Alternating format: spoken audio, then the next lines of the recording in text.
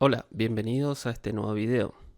Hoy vamos a ver cómo funciona la estructura repetir.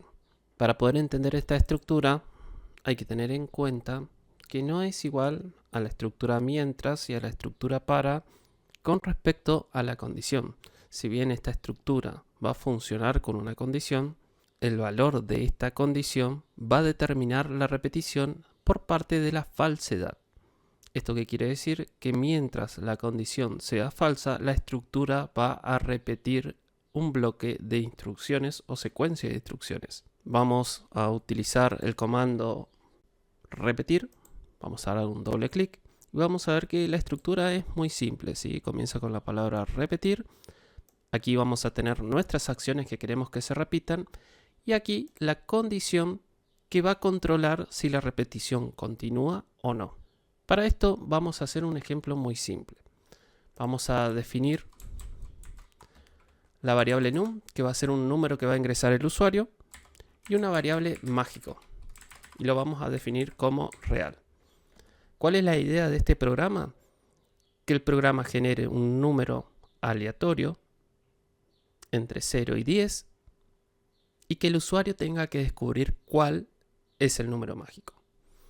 Vamos a crear el número mágico. Mágico va a ser igual. Y acá tenemos una función que está dentro de PCInt que la podemos encontrar con el nombre de azar, ¿sí? Si vemos lo que nos indica PCInt, dice que azar recibe un número que va a ser el límite. Esto quiere decir hasta dónde va a llegar el rango de números menos 1. Dice que va a retornar un número aleatorio entre 0 y n-1. Entonces, si yo pongo acá la función azar y entre paréntesis pongo 10, va a ser un número entre 0 y 10. Al 10 no lo va a incluir y al 0 tampoco. Una vez que ya tengo definido el número mágico, un número que yo no voy a saber cuál es, lo va a generar automáticamente en tiempo de ejecución. Voy a escribir por pantalla que ingrese un número entre 0 y 10. Luego voy a hacer la lectura, que en este caso es con mayúscula, leer num, y luego voy a controlar. Pero ¿qué pasa? Si el usuario no carga correctamente el número, le voy a volver a pedir que ingrese un número entre 0 y 10. Entonces, como esto tendría que repetirse, va a estar dentro de la estructura repetir. Vamos a pegar y voy a condicionar la estructura. Como ustedes recuerdan, si lo que yo ponga aquí como condición da falso, vuelve a repetir. Entonces voy a definir que si el número que ingresa el usuario es igual a mágico, que es el número mágico, la estructura va a finalizar, ya que esto va a dar verdad. Si esto no da verdad, va a volver a la estructura y va a volver a solicitar que ingrese un nuevo número.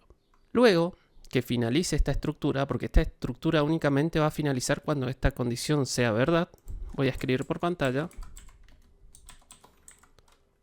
adivinaste. Vamos a ejecutar y vamos a probar para ver cómo funciona.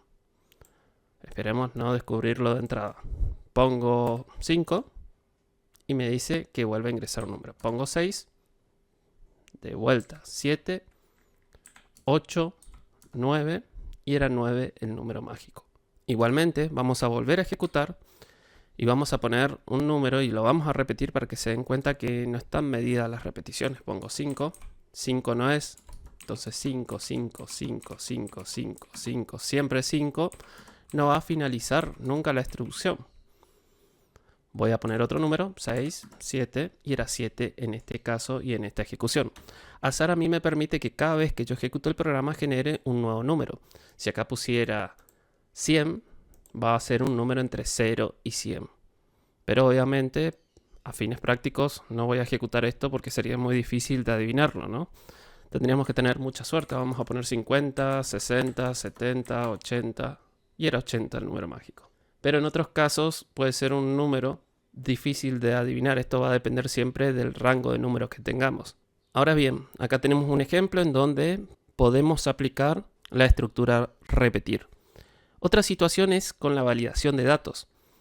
Aquí tengo un ejercicio que ya lo hemos desarrollado, que es el ejercicio de la tabla de multiplicar, ¿sí? Acá le pedimos que ingrese un número entre 0 y 10, entre el 1 y el 10.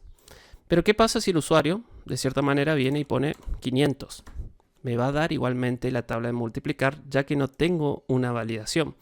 Pero yo podría hacer que esto se repita mientras no sea un número que esté entre el 1 y el 10. Vamos a hacer esta práctica, vamos a hacer esa validación. Vamos a poner la estructura a repetir. Vamos a pedir que ingrese un número entre el 0 y el 10. Y aquí como expresión lógica vamos a tener una condición doble, en donde vamos a decir que si num es mayor a 1 y a su vez, acá tendríamos que poner y num es menor a 10. ¿Sí? Si el valor de num está dentro de este rango, va a dar verdad y va a finalizar la estructura, pero si no lo es, va a volver a repetir hasta que num sea cargado con un valor válido.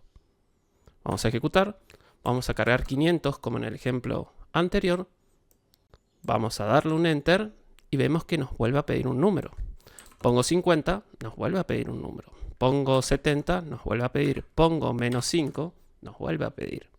Pero si pongo un número válido como 4, ahí sí nos muestra la tabla de multiplicar correspondiente a un número válido dentro del rango. Es muy importante entender que siempre repetir va a ser útil cuando por lo menos una vez se tiene que ejecutar un bloque de acciones y luego evaluar. Espero que este video les haya sido de utilidad y nos vemos en el siguiente.